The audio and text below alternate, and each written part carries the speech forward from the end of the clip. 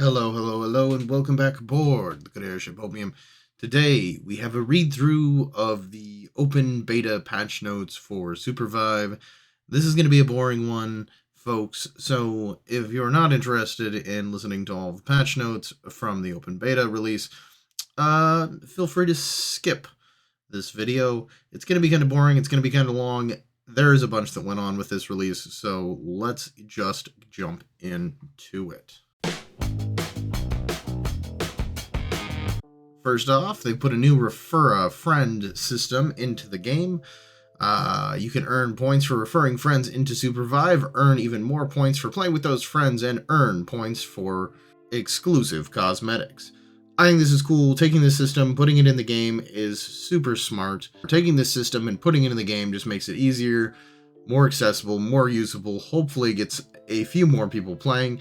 And every person counts when we're talking about a game of this size.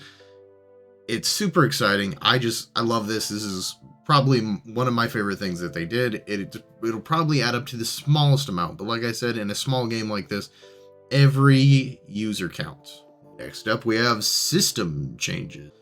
AFK detection has been added to the game. When a player is detected as AFK, they will automatically be killed / become unable to be respawned. Players on the team of a disconnected or AFK player are allowed to leave the game without penalty.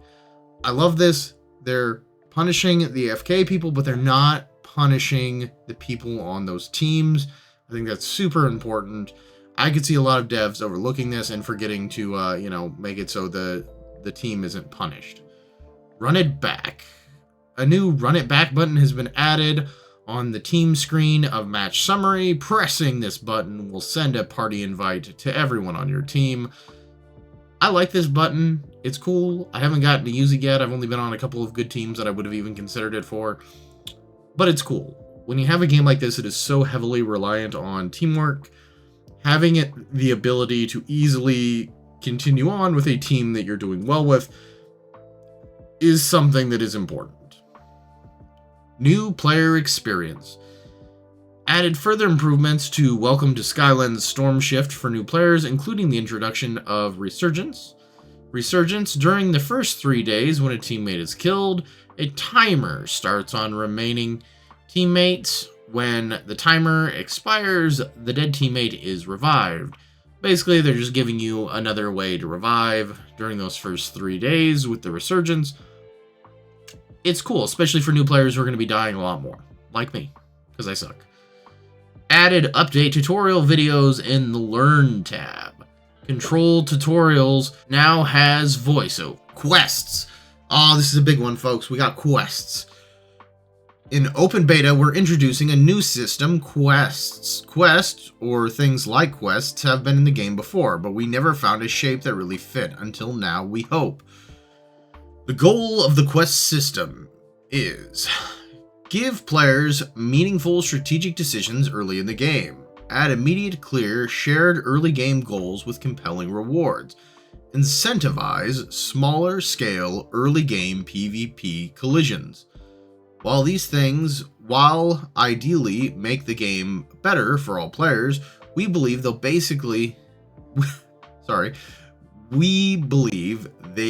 be especially helpful to players that are not in pre-made, since there's now a clear answer to what should we be doing right now. And now some caveats. This system, it came in very late in development, so there's a good amount of temporary content associated with it, like the vendor is a recolored version of the Red Key vendor, neither of which are necessarily final in terms of visuals or sound. The way he distributes quests is very bare bones. We are anticipating iterating here, so give us feedback on what's working or what's not working. To interact with him, quest content is pretty small set. We'd like to add more quests if the system sticks around, so we'd like to add more varied quests. We're still assessing it ourselves, and our feedback is key to drive the game forward. This system is pretty awesome. This entire system is really, really cool just in general. Even on this very bare bones level where they've just sort of put it in the game, I'm very hyped about it, which is why I'm rambling on about it instead of continuing on, which is what we're going to do now. How quests work. Shortly after you drop, a vendor will appear near your team, offering a selection of different quests for your team to complete. Your vendor can be seen and used by your team. Successfully completing those quests will give your team a unique reward. After you complete your first quest, your team will be offered another quest, until day 4, at which point the quest vendor will disappear. Each quest offered can be attempted once per game. The vendor will teleport after you every 15 seconds until you accept a quest or capture a bonfire, or the game reaches day 2. At that point, the vendor will appear above your team's base, or if you don't have one, the nearest uncaptured one. Quests and rewards. Brawlers. Kill 3 players. Reward Mega Shard. Farm creeps. Farm 16 creeps. Reward 4 Vive brews, 1 Hyperscape per player. Open Vault. Open any vault. Reward 1 Tome of Knowledge per player. Supply Drop. Spawn and loot a supply drop. Reward 2 Green Armor, 1 Hyperscape per player. Mega Boar. Spawn and hunt a Mega Boar. Reward 2 Green Armor, 1 Hyperscape per player. Note, you'll either receive a supply drop or a Mega Boar each match, not both. Circles. Circle tunings. Battle Royale games now start with an initial death circle. Gold zones and major objectives will not spawn in the initial circle.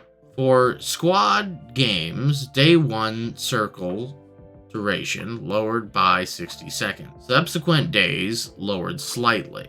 Basically, they just made the days shorter, they made the map a little bit more tight, compact. They're just trying to get everything a little bit more sped up, a little bit more focused. It's okay, it's cool, it's a good, it's good. Honestly, I'm gonna say this is probably the change that I've been noticing the most, just as a returning player from the event in October. Games definitely feel a lot more focused. It's kind of a little much sometimes, but they're there. Health damage reduction clarity. This change shouldn't feel like a change. In a previous playtest, we gave all hunters some passive damage reduction as an experiment to increase time to kill. We liked the change, so we're swapping the invisible damage reduction with health to get the same effect with better clarity. That's smart. This is kind of similar to what Gigantic has. Gigantic has like an invisible defense system that passively reduces damage that is very hard for new players to understand, and I think something like this, just having a passive health boost to heroes, I think just makes everything a lot simpler.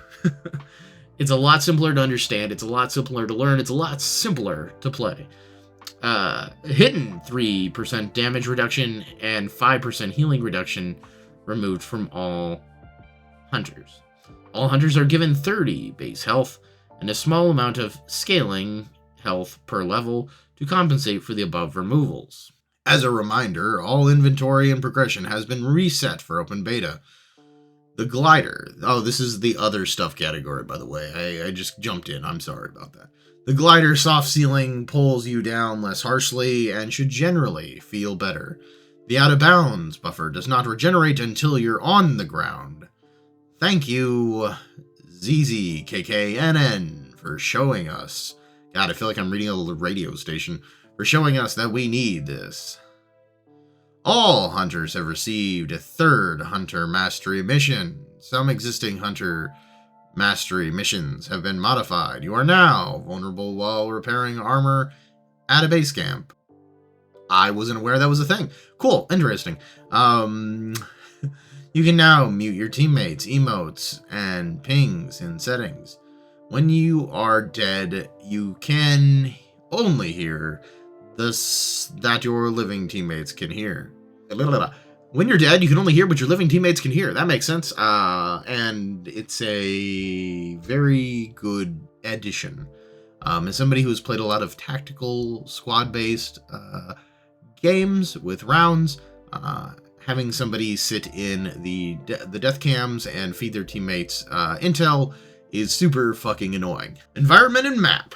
This looks like small notes, but they're doing a lot of heavy lifting here. Big environmental upgrades and some context on random chests, given how much of Supervive relies on teammates to do efficiently vaults, monster packs, etc., we wanted to add something that is easily soloable and has good rewards to encourage teams breaking up to efficiently farm out a biome. Obviously, this has its own risks, but it definitely adds texture to your gaming experience. If you see a chest, you should probably open it. Random chests now spawn in the outskirts of most biomes. They contain goodies.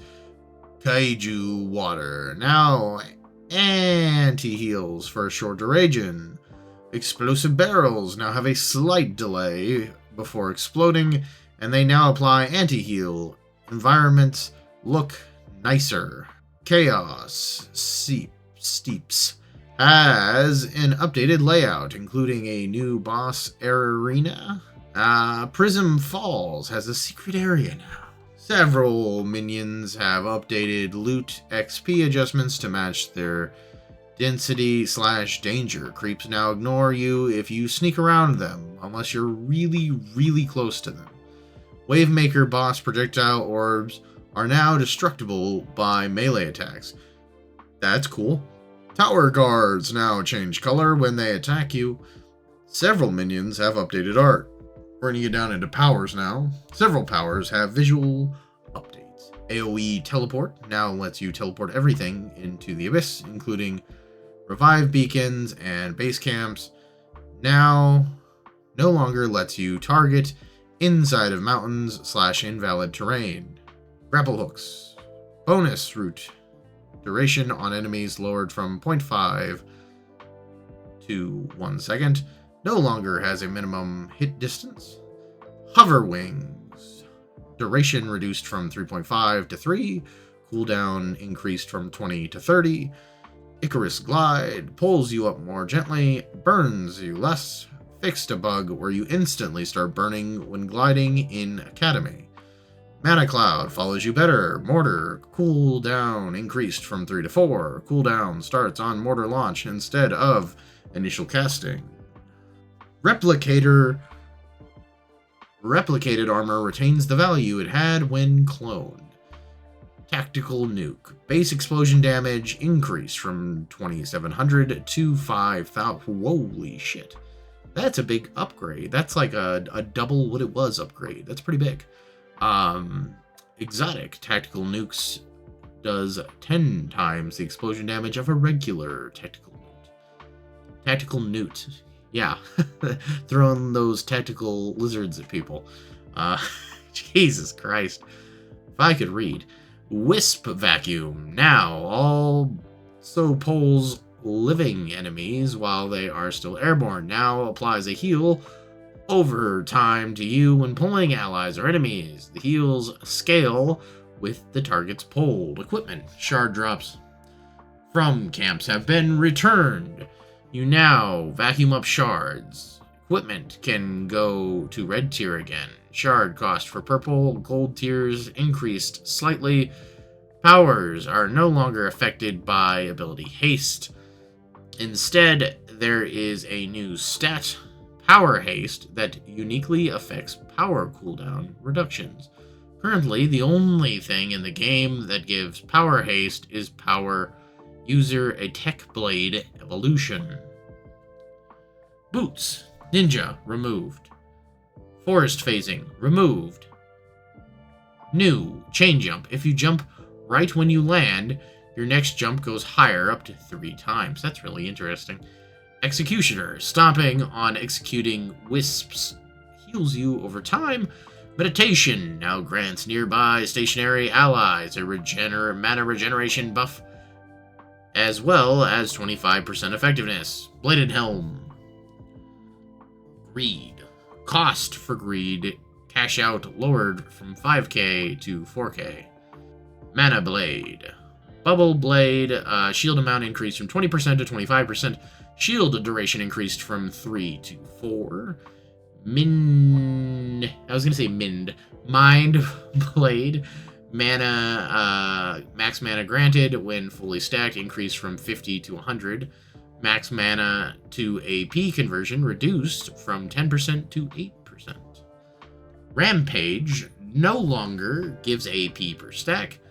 Max stack count increased from 5 to 10, now grants all 50 AP at max stacks. Mana Helm. Ambrush. Now only spawns Brush if you are not already in Brush. Previously, it would keep spawning Brush, which would look like sus. Yeah, I can imagine that.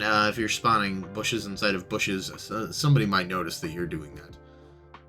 Scholar. Stacks while you are dead. Max stacks lowered from 10 to 8. Stats per stack increased such that the stats at max stats are the same as before. That's interesting. So I would assume, basically, since you're still getting stacks, it sounds like you're getting stacks. It sounds like they basically just want you getting to max stats. Quick Blade. Blood Scent removed. Turbo Boost. New. Each time you use a movement ability, gain 50 move speed that decays over 2 seconds. Big Game Hunter. Move speed granted per stack increased from 3 to 5. Max stacks lowered from 5 to 3. Total movement speed and max stacks unchanged. Tech Blade. Interweaver. On hit proc damage increased from 40 to 45. Removed a bug where Interweaver could still reduce ability cooldowns on a hit. Vamp Blade. Executioner. Removed. Last Stand. Falling below 40% health grants you 5% Omnivamp and 50% healing from all sources. Exotics. Soul Stealer. Stacks lost on death reduced from 2 to 1. AI art and UI updates. Updated tooltip styling for all items and abilities. Updated visuals for hunter health bars. New status icons. New broken armor indicator. New visuals on damage taken. Updated visuals for minion health bars. Updated visuals for combat damage numbers and several status effects. You can now press Alt plus 1 through 3 to upgrade your equipment / boots, respectively. As a reminder, you can also press Alt plus your abilities to level them up. The main lobby and team lineup screens have undergone makeovers. Kill feed has a fresh look too. Add visual indicators to signal things happening off screen. Added visual feedback for mana gain from consumables. Off-screen indicators also show distance from the indicator. Added additional game stat information when you open the map. Game state information when you open the map. Revive beacons have been updated. Visuals and smoother animations. Updated VFX on spikes, dunks, and mantles. There's music in various parts of the game. Added sound for when exotic items spawn. Trees are more tree-like. Large rocks are more rock-like. Berries are more berry-like. And birds are more bird-like. I'm glad the bird one is the one I care the most about there. Hunters. Bishop, displacement charge. Level 3 upgrade now only resets the cooldown of Haymaker if the satchel hits an enemy. Rocket jump. Charge time increased from 10 seconds to 11 seconds. Blast off.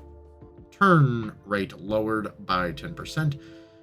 Detonation radius lowered by 25%. Max stun duration increased from 1.4 to 1.2.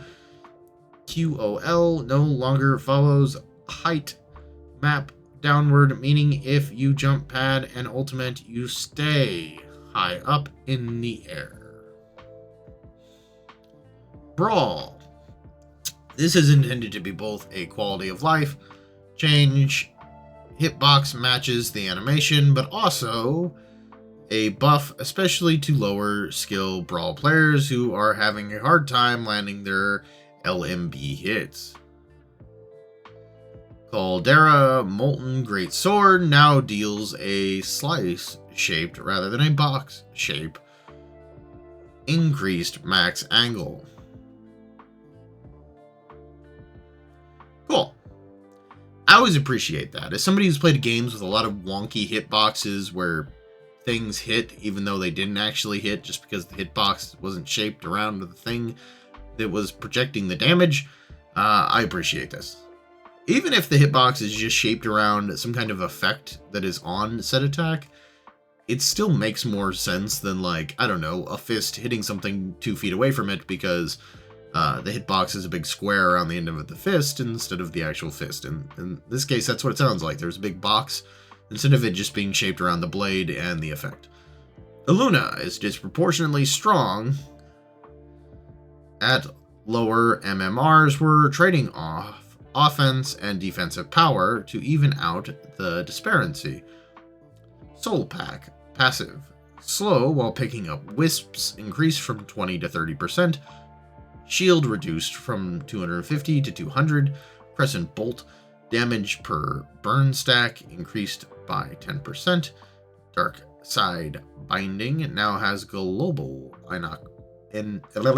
iconography, visible only to enemies. That should make it easier to read the ability across different skins. Felix, removing an unwanted optimization, which should also be a minor nerf. Flamethrower, cooldown between uses increased from 0.01 to 0.35, added a 0.35 second self-slow after letting go of the ability, improved visuals. Ghost, Spike Grenade, now properly attaches to dynamic objects like Oath, Bright Shield, and Celeste's Barricade rather than deleting on impact. Hudson Minigun now has Bloom that starts out wide, then zeros in the longer you hold it. Goes further than before, improved visuals. Overclock also has Bloom, but less than non-overclocked minigun, improved visuals. Jin. Oh no, he's hot. In-game. In-game model, VFX, and animations have been updated. Flip slash death blow. Kills slash dunks will properly reset this ability. Fixed a bug where leveling up flip slash death blow would cast it as well. Joel. Voltic Spear. Minimum cast time increased from 0.2 to 0.4 seconds. Kingpin.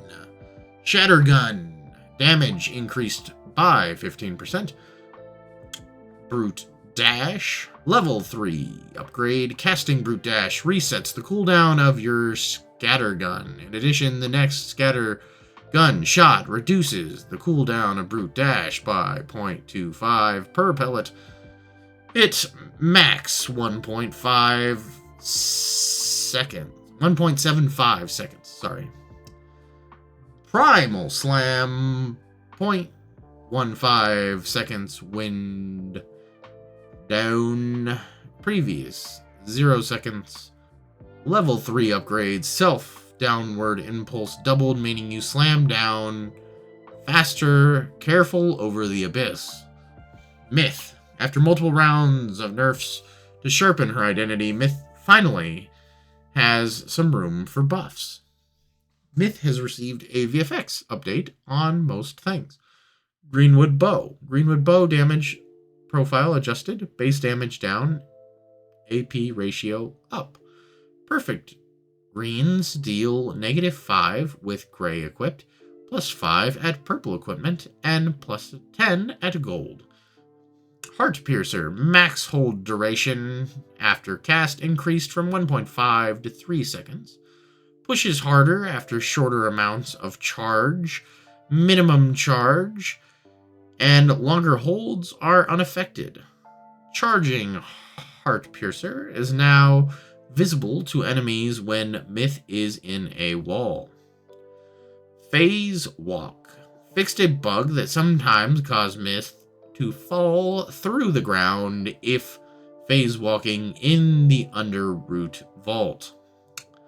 Rain of Arrows, level 3 upgrade, cooldown, -5 second duration, plus 1.5 second.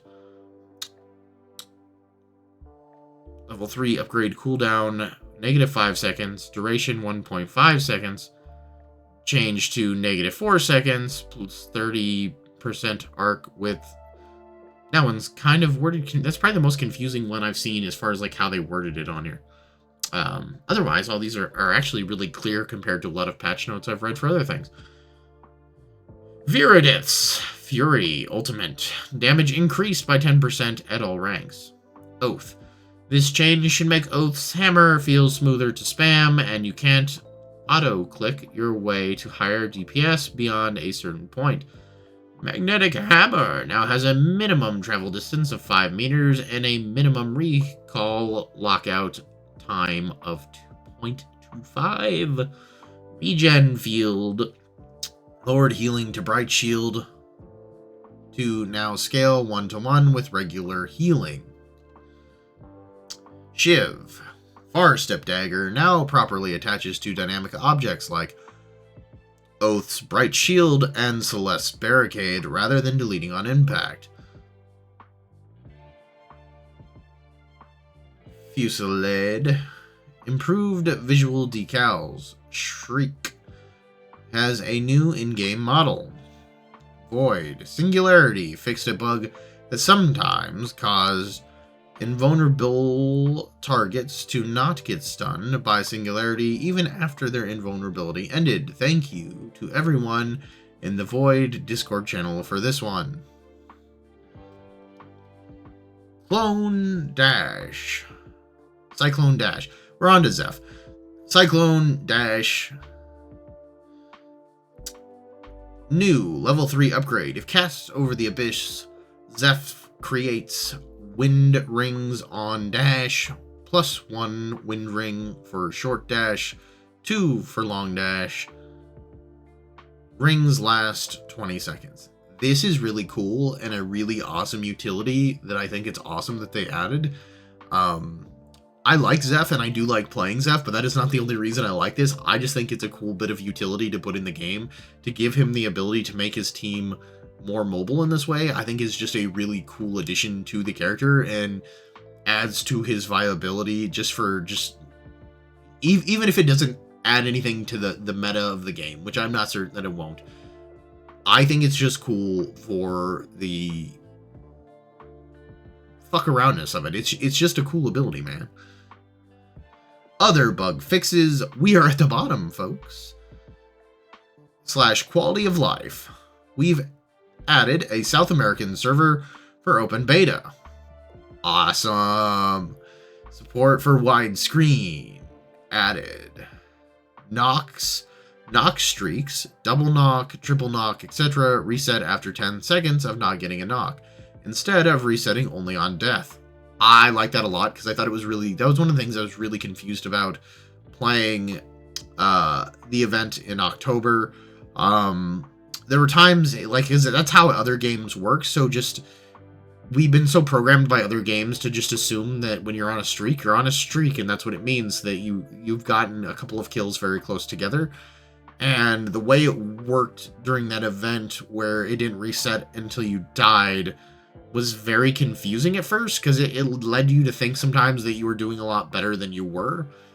And this isn't their fault. I get what they were going for with the other thing, like the fact that you've gotten this many kills before you died, and maybe there's something else you put in there to make up for that is not called a streak. Maybe you give it a different name.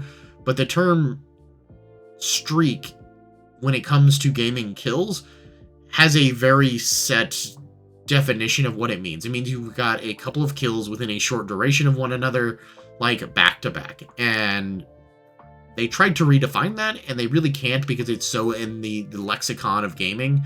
Like I said, I think what they were going for was something else. I think they wanted, like, okay, this player's on like a sort of a longer version of what a streak would be. This player's got like 10 kills now without dying. They were going for like the godlike in Halo or whatever. And they just need to come up with a different terms for that. Maybe do something like I said, like Halo does, like godlike, unstoppable, unkillable, that type of thing. Like give players like a little like voiceover cue that basically tells them that they're doing well and they've gotten a bunch of kills without dying. Improved mantling. Mantling should feel more physical and sandboxy. Improved behavior of default zoom. Players with default zoom can active smart zoom by holding down RMB when released. The map view will return back to where they were before. Added a streamer/privacy mode in settings. Scan grenades now correctly show ally/enemy color. Spray size is reduced. Added a terminal velocity to wind rings. Don't worry, you can still go very fast. I can confirm that you still go very fast. Practice mode menu recorded/consolidated. Reordered/consolidated. Wow. Cursor cooldown indicator is now rate limited and can be turned off in settings. You can now grab onto grind rails from below and start grinding on top of them. You no longer collide with allied minions. The terrain puzzle colors have been updated to make them colorblind friendly. Oh, that's cool. Cool inclusivity for our colorblind gaming friends. Fixed a bug that muted ally emotes during drop. Fixed a bug where chonker cannon chonkers would bounce too much. Fixed a bug where shooting the heart could sometimes spike enemies across the map. What does that mean? Did it just, if you shot it, did it just randomly kill somebody who was gliding over the abyss somewhere? That is fucking awesome. It's terrible. I'm glad they fixed it, but that's if that's what that means, that's ridiculous and kind of funny. Fixed a bug where glider trails could spawn erratically on the map. Oh, it's interesting. I have mixed feelings on that. I think that's kind of a funny thing to put in. I don't even necessarily mind that. I mean, high tier players probably hate it, but I think it's kind of funny. It's a false indication of glider presence, and I think that's fun. Terrible in some ways, fun in others. Anyway, guys, this was, I believe, the entirety of that's the end of all of the changes that came to Supervive and Open Beta. I know these patch notes were long, they were boring, so if you stuck around this long, thank you. If you want me to read more Supervive patch notes in the future, or you don't ever want me to read them again, leave a comment below. But thank you for watching. I hope you have a fantastic day and a fantastic life, and tune in next time for more gaming news when it comes to hero shooters. I'm loving Supervive. I hope you're playing Supervive. It'd be weird if you watched this entire video and you didn't play Supervive. Thank you for watching. Until next time, Snappydude out, y'all. Bye.